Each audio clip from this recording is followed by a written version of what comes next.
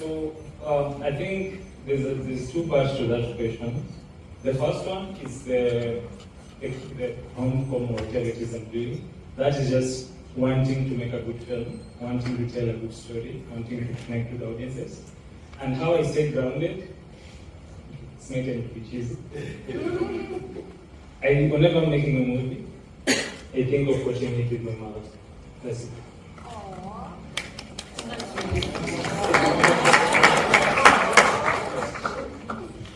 Let's talk about the money, June. You are the producer. Please tell us about the money journey. Where did you guys find the money to do the film? If you're comfortable enough to share with us the numbers, we're very happy to hear it. And how it was spent, did it go overboard? Was it under your budget? Just walk us through the money journey. Because making films are not cheap. And the film is really beautiful. It's in Tigoni. You want to know where that house is? Give us all the details. So we co-produced it first and foremost, and we broke. And also surprisingly, we used exactly the budget that we expected to use. That's a first. Don't have any. In terms of where the money came from, it's honestly family. Both of our families pitched in. We did a short film last year. We ended up taking up a lot of the roles so that we can be able to save money. Yeah, and our savings. Sorry, can I say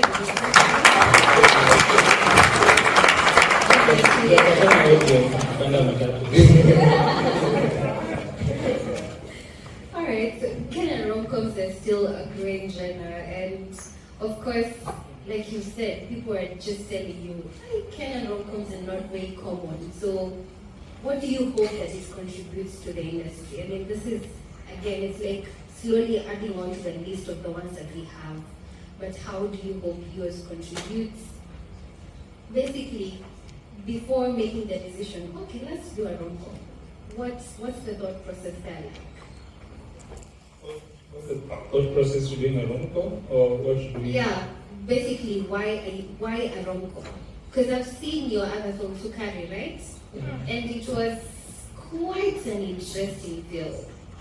You can say it was better, it's fine. It was about an interesting topic. Yeah, it was. So, deciding which genre, again, because with Kenyan films, a lot of people keep pushing towards crime. I don't know why. Maybe they do well. Maybe you guys like crime more than we like.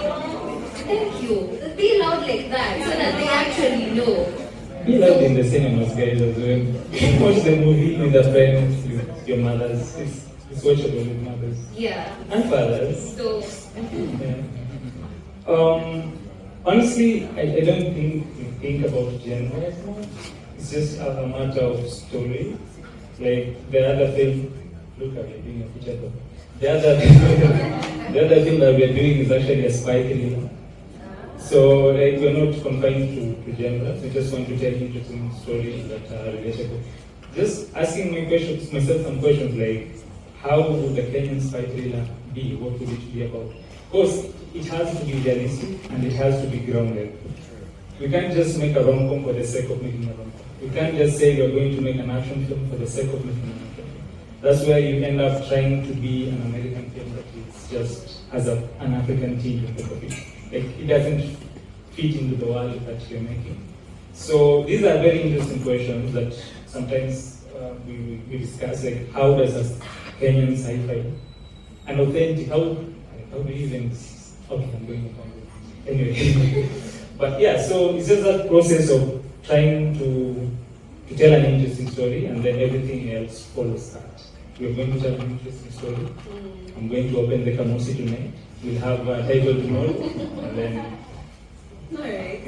And it's good you've touched on that because my next question is how you infuse Kenyanness to something. Most of the rom-coms that I've watched before watching any Kenyan rom-coms are from Hollywood.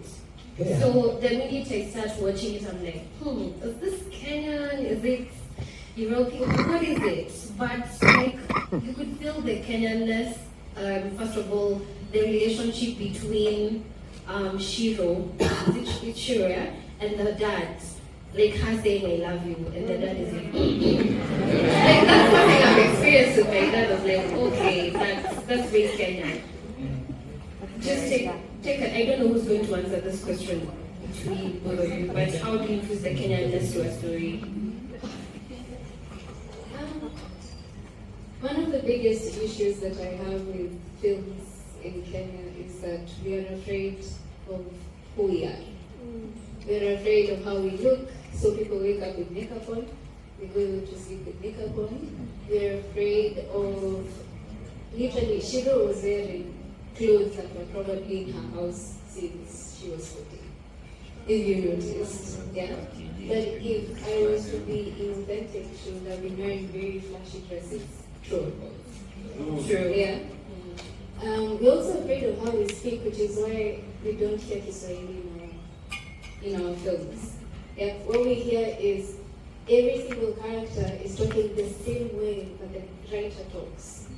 So if it's somebody from the ghetto, they talk the way the writer perceives someone from the ghetto talks like, right? But in reality, if you're writing and you're going to stay true, every single person will have their own voice, which I think you realize everyone. Jawal had his own way of speaking, Jane his own way, and it takes time. It takes a lot of time to create that. And I don't know, I think it's just the passion that we have for stories that ensure that we are as authentic as possible. And I was the director for the film that you just watched.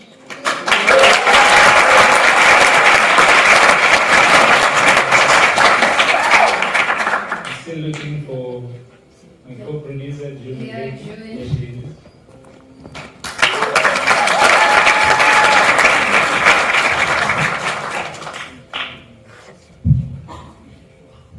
Hi, June. All right, now you can fully introduce yourself. Please go south. Yeah, so I think I was done. Okay. All right, June, just introduce yourself to the audience. Okay, so my name is June Wairegi. I'm the producer and co-writer of the film.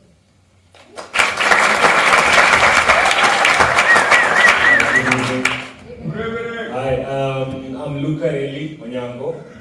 I am one of the actors in Sayari. Yeah. The actor. You made some girls swoon in the audience, which was quite interesting to watch from the side, genuinely. All right, I'd like to know how you two met and how you two started working together, and then how it ended up to this.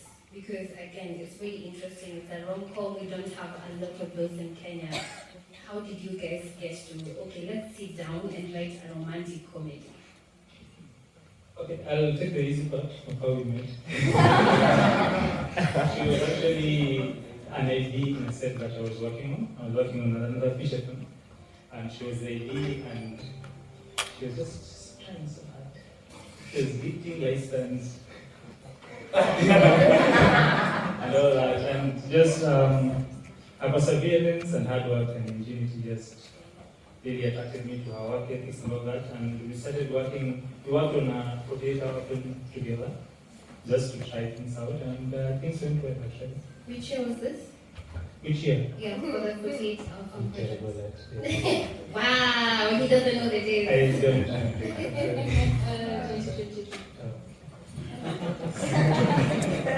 Good to have a partner who knows the dates for you. Alright, and how did you now get to working on this film and deciding that this is the kind of story we want to write and tell? Like I said before, the film took almost 2 years to write. At the very initial stage, we basically just really wanted to make a feature film. That was cheap. It's not cheap. We get to that point. It didn't end up that way in the end. And Shiru actually just came sort of female, I would say, has a character. We tried to match her up with so many other characters, but her and her father remained the central part of the story, and yeah, it ended up being what it is now. About the rom-com stuff, it's interesting because we're still up until this point, people are like, rom-coms don't make money. You guys have humbled. So maybe prove them wrong and go see the movie again in the cinema.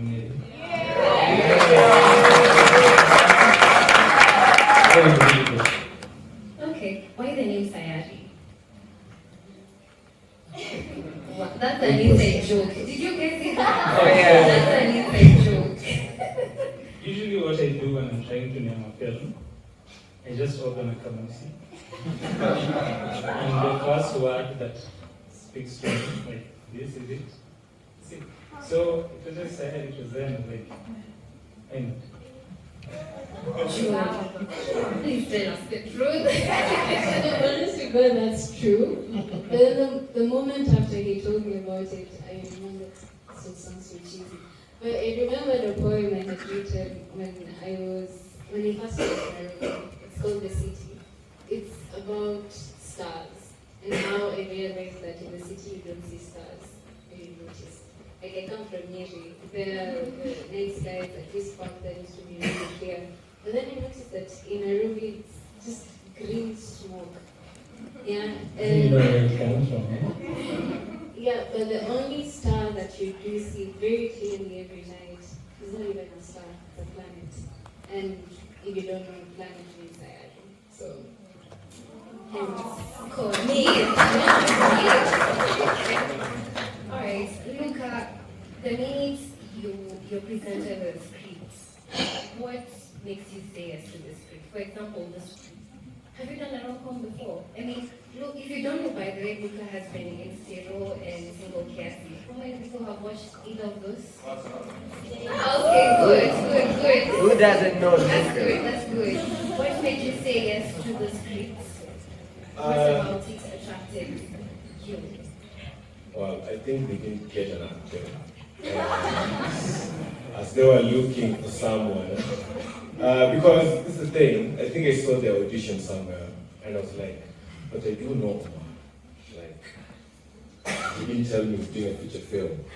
So what I did, I just tried to put my hand up there, like, hey, I'm here, and everything. And I got it. And when I got it, I was, okay, can I pass? No, I can't. But I was like, yeah, let's go. So this was my first rom-com. And again, also to speak in Swahili, right? People have this perception that I cannot speak good Swahili, so I thought maybe I could prove some people wrong. Yeah. So actually, that was my first idea to actually get into this. It was that I want to actually do a Swahili script and prove myself and everyone else that I can do it. Okay. Then the rest just Alright.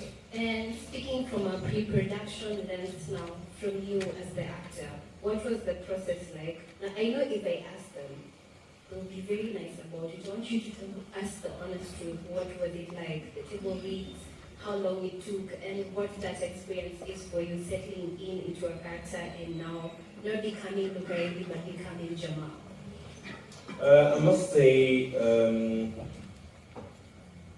the temperatures are good, yeah. He very made his place, right? So that was beautiful, and I think when I realized or I learned who my co-actor is going to be, right? And I usually look up to her at some point because how she masters herself in these characters, and so I was comfortable because I knew even if I do wrong, I have someone who's going to help me out, and Caroline did a perfect job for that, right? When it comes to being a Jawal, guys, I'm from Malindi, again. So I am Costarian, yeah? And so it wasn't hard to get that back.